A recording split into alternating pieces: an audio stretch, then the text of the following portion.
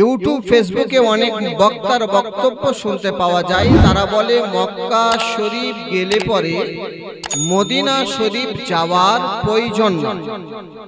মক্কা শরীফ গেলে পরে মদিনা শরীফ যাওয়ার প্রয়োজন নয়। আরেকটা কথা তারা তুলে ধরে কি মক্কা শরীফ যাওয়া এটা এখানে আরকানে হজের মধ্যে পাওয়া যায়, মদিনা শরীফ যাওয়া আরকানে হজের মধ্যে নয়। সেহেতু মদিনা শরীফ না গেলে পরেও হজ হয়ে যাবে। অর্থাৎ মক্কা শরীফ কেউ যদি যায়, মক্কা শরীফ থেকে ঘুরে চলে আসে, মদিনা শরীফ না যায়, তাহলে তার হজ হয়ে যাবে। সারা বিশ্বকে আমি শোনাতে চাই, এ বিশ্ব মুসলমান একটা কথা মনে রেখে দাও যে পৃথিবীর মাঝে মক্কা শরীফ থেকে মদিনা শরীফ যাওয়া আরকানে হজ না হতে পারে, আরকানে ঈমান রয়েছে। অর্থাৎ নবীর প্রেম, নবীর ভালোবাসা এটা ঈমানের অঙ্গ।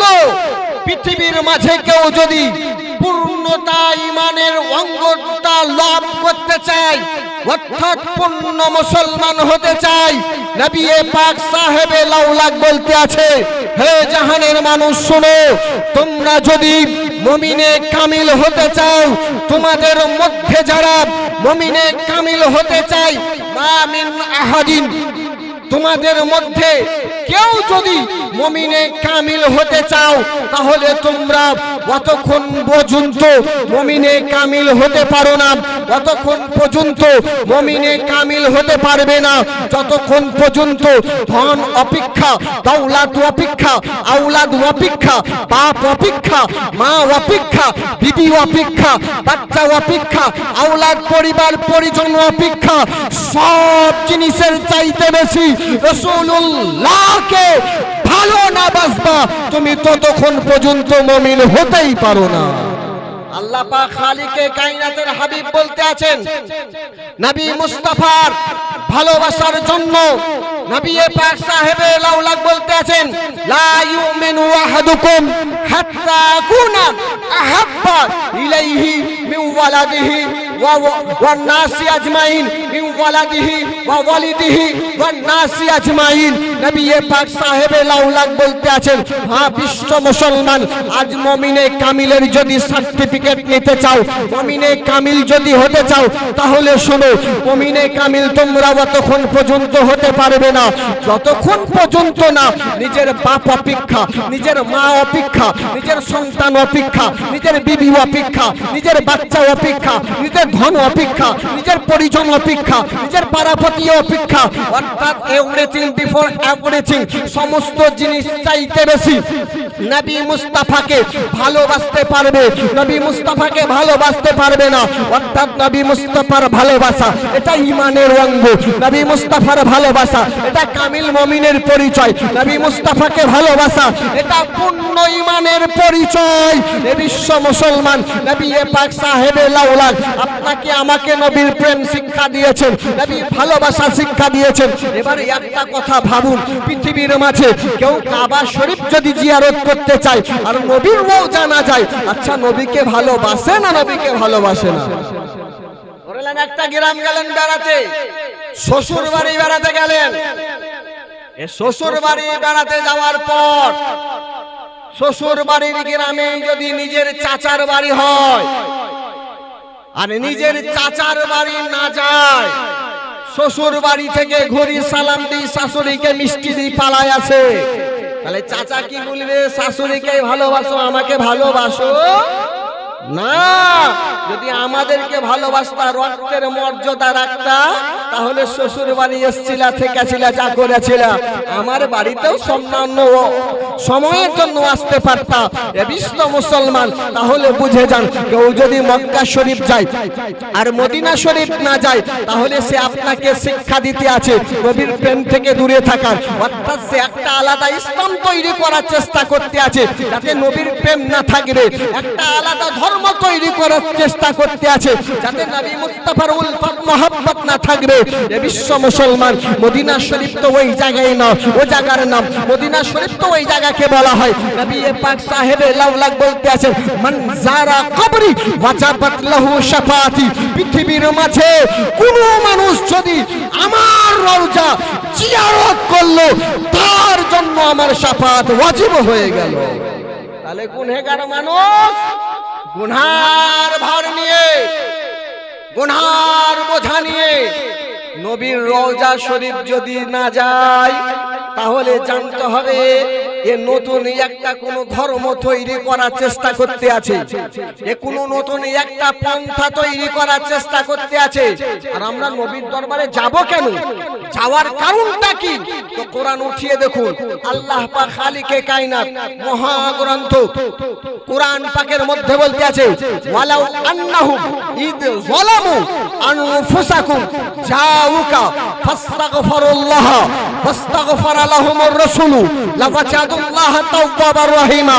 কোরআন উঠিয়ে দেখুন, আল্লাহ পাক খালিকে কায়নাত আপনাকে আমাকে শিক্ষা দিতে আছেন, কোরআন পাক আপনাকে আমাকে এই কথা শিক্ষা দিতে আছেন। শুধু সেই সময়ের জন্য নয়, শুধু নবীর বাহায়াতের জন্য শুধু নয়, নবীর ইন্তেকালের পরের জন্য এই আদেশ আপনাকে আমাকে দিতে আছে, এই ফরমালা আপনাকে আমাকে বর্ণনা করতে আছে। এ বিশ্ব মুসলমান, ওয়ালাউ আন্নাহু ইয যালামু আনফুসাকুম, তোমরা যদি নিজের নফসের প্রতি জুলুম করে ফেলো, তোমরা যদি কোনো গুনাহ করে ফেলো, তোমরা যদি নিজের নফসের প্রতি অত্যাচার করে ফেলো, তোমরা যদি কোনো গুনাহতে লিপ্ত হয়ে যাও, কোনো গুনাহ জড়িত হয়ে যাও, তাহলে তোমরা আসো নবীর দরবারে। কার দরবারে? নবীর দরবারে। ওয়ালাউ আন্নাহুম ইদ যালামু আনফুসাকুম জাউকা ফাস্তাগফিরুল্লাহ, যদি তোমরা নবীর দরবারে আসো তাহলে আল্লাহ তোমাদেরকে maaf করে দিবেন, অর্থাৎ আল্লাহকে মাফকারী পাবা, আল্লাহ তোমাকে ক্ষমাকারী পাবা, আল্লাহকে ক্ষমাকারী পাবা, আল্লাহ তোমাকে ক্ষমা করে দিবেন। এবং কোরআন বলতে আছেন, আপনাকে আমাকে শিক্ষা দিতে আছেন, হে পৃথিবীর মানুষ, হে জাহানের মানুষ, হে দুনিয়ার মানুষ, শুনো, ওয়ালাউ আন্নাহুম ইয যালামু আনফুসাহুম জাউকা ফাস্তাগফিরুল্লাহ ওয়াস্তাগফারা লাহুমুর রাসূলু লাওয়াজাদুল্লাহ তাওয়াবার রহিমা। তোমরা নবীর দরবারে আসবা, আল্লাহকে ক্ষমাকারী পাবা, আর নবী তোমাদের জন্য ইস্তেগফার করে দিবেন, নবী তোমাদের জন্য দুআ করে দিবেন, নবী তোমার গুনাহের জন্য দুআ করে দিবেন। আল্লাহ পাক খালিকে কায়নাতকে তোমরা পাবা, তওবা ক্ষমা করনে ওয়ালা পাবা। জোরে বলো। অর্থাৎ কোরআন বলতে আছে, তাওয়াবার রহিমা লাওয়াজাদুল্লাহ তাওয়াবার রহিমা। অবশ্যই নবীর দরবারে যদি আসো, নবীর দরবারে আসার জন্য আল্লাহ তোমার গুনাহ maaf করে দিবেন, আল্লাহ তোমাকে মাফকারীদের খাতায় নাম লিখে দিবেন। এবং নবী যদি তোমাদের জন্য দোয়া করে দেন, নবী তোমাদের জন্য যদি ইস্তেগফার করে দেন, তাহলে নবীর ইস্তেগফারের কারণে অবশ্যই আল্লাহকে ক্ষমাকারী দয়াময় পাবা। আল্লাহ পাক খালিকে কায়নাত তার জন্য তো কোরআন পাকের মধ্যে বলতে আছেন, হে পৃথিবীর মানুষ, তোমরা যদি নিজের নফসের প্রতি জুলুম ও অত্যাচার করো, তাহলে তোমরা চলে আসো নবীর দরবারে। যদি নবীর দরবারে আসো, তাহলে আল্লাহকে পাবা ক্ষমাকারী। এবং নবী তোমাদের জন্য যদি দোয়া করে দেন, ইস্তেগফার করে দেন, তাহলে অবশ্যই তোমরা আল্লাহকে ক্ষমাকারী রহম দিলওয়ালা পাবা। তার জন্য তো নবী পাক সাহেবে লাউলাক বলতে আছেন, মান যারা কবরি ওয়াজাবাত লাহু শাফাতি, আমার দরবারে আসলে পরে আল্লাহ তোমার গুনাহকে maaf করে দিবেন। আর আমি নবী বলতে আছি, তুমি আমার দরবারে আসার কারণে আমি আল্লাহর হাবিব বলতে আছি, আমি তোমাকে শাফাত করে জান্নাত পর্যন্ত নিয়ে যাব। এ বিশ্ব মুসলমান, এটা নবীর দরবারে যাওয়ার আমাদের বেনিফিট, ফায়দা। আর পৃথিবীর মানুষ নবীর দরবারে যাবে না কেন? আর কারণে হজ যতটা দেখুন পাথর ছুটছি, এটাও একজন নবীর আওলাদের সুন্নাত। এটা আর কারণে হজের মধ্যে সাফা মারওয়া দরাদরি করছি, এটাও একজন নবীর বিবির সুন্নাত। আপনারা আমরা মাকামে ইব্রাহিমে গিয়ে নামাজ পড়ি, এটাও একজন নবীর জায়গা, যে জায়গায় পা দিয়ে নামাজ পড়েছে। বিশ্ব মুসলমান, যদি ইব্রাহিম নবীর জায়গাকে দেখার জন্য মানুষকে যাওয়ার কথা বলা হয়, বিশ্ব মুসলমান, হযরতে ইসমাইল আলাইহিস সালামের জামজাম পান করার জন্য মানুষকে বলা হয়। হযরত ইব্রাহিম ও ইসমাইল আলাইহিস সালামের পাথর ছোড়ার জায়গাকে আজ একজন শিয়ারে ইসলামের জন্য যদি পৃথিবীর মুসলমানের জন্য হয়ে যায় পাথর মারা, তাহলে যেই নবী মুস্তাফা পাথর খেয়ে, যেই নবী মুস্তাফা কলেমার বাণী মক্কা নগরে, তায়েফ শহরে, মদিনা শহরে এলাকায় এলাকায় পাঠিয়ে সারা বিশ্বে তলোয়ারের দ্বারা নয় ভালোবাসার দ্বারাই ইসলামকে মানুষের বাড়ি বাড়ি পৌঁছে দিয়েছেন, সেই নবীর দরবারে না যাওয়া এটা কেমন ধরনের দুচোখামো হবে, কেমন ধরনের গাদ্দারি হবে, এটা আপনারা নিজে ভাবলেই বুঝতে পারবেন। বিশ্ব মুসলমান, আল্লাহ পাক খালিকে কায়নাতের হাবিবের রওজা পাকে যাওয়া অবশ্যই যাবেন। যাওয়া বিশাল ফজিলতপূর্ণ। পৃথিবীর মানুষ যে যা বলবে বলুক, নবীর রওজা ছাড়ছে না, ছাড়বো না। কারণ ওই নবীর দরবার, যেই নবীর দরবারে গিয়ে সালাম জানিয়েছেন, তো সালামের উত্তর নবী মুস্তাফার দরবার থেকে শুনেছেন। আলা হযরত আজিমুল বারাকাত আশ-শাহ কানজুল কারামাত ইমাম আহমদ রাজা খান ফাজিলে बरेलवी बोलते आছেন, तू जिंदा है वल्लाह, तू जिंदा है वल्लाह, मेरे चश्मे आलम से छुप जाने वाले विश्व मुसलमान आला हजरत अजीमुल बरकत तत्जन्न बोलते आছেন, हाजियो आओ शहनशाह का रौजा देखो, हाजियो आओ शहनशाह का रौजा देखो, काबा तो देख चुके हो, काबे का काबा देखो। अच्छा, नबी के काবার কাবা কেন বলা হয়? এই বিশ্ব মুসলমান নবীর আলকাবের মধ্যে আরেকটা আলকাব হচ্ছে ইমামুল কিবলাতাইন। নবীকে দুইটা কিবলার ইমাম বলা হয়। কেন নবী দুইটা কিবলার ইমাম কেমন ভাবে?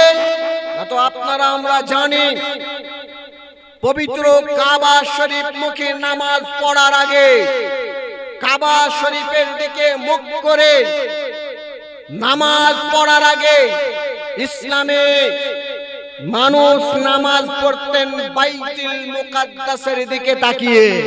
কোথায় কোথায়? বাইতুল মুকাদ্দাসের দিকে তাকিয়ে নামাজ পড়তেন।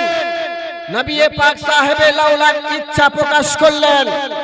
নবী পাক সাহেবে লাউলাক বললেন, নামাজরত অবস্থায় ইয়া আল্লাহ, নবীর মুখ দেখতে আছেন আসমানের মুখে। আল্লাহ কোরআন পাকে বলতে আছেন, হে নবী, আপনি কেন বারবার আকাশের দিকে মুখ উঠাতে আছেন? আপনি যেদিকে চান, যেদিকে রাজি, যেদিকে ইচ্ছা মুখকে ঘুরিয়ে নেন, আপনার জন্য সেই দিকে ইসলামের কাবা তৈরি করে দেওয়া হবে। বিশ্ব মুসলমান নবী পাক সাহেবে লাউলাক নামাজরত অবস্থায় মসজিদে আকসা থেকে মুখকে ফিরিয়ে কাবা শরীফের দিকে করে নিয়েছেন। আরে বিশ্ব মুসলমান, আমি বলতে চাই, কাবা শরীফ যেটা পেয়েছো এটা নবীর ওসিলাই পেয়েছো। আজ কাবা কাবা করতে আছো, কাবা পেয়েছো, নবীর দোহাই পেয়েছো, কাবা পেয়েছো, নবীর জন্য পেয়েছো। তো পৃথিবীর মাঝে শুনে নাও, কাবা শরীফ যাওয়া যেটা তোমাদের জন্য, সবার জন্য, আর কানে হজের মধ্যে পড়ে নবী মুস্তাফার দরবারে যাওয়া আর কানে ঈমানের মধ্যে পড়ে। ঈমানের একটা অঙ্গ। তার জন্য আহলে সুন্নাত ওয়াল জামাত তথা মাসলাকে আলা হযরত যেই মত, যেই পথ, যেই দিকের দিক সারি করেন, দিক দেখান, সেদিকে চলার চেষ্টা করুন।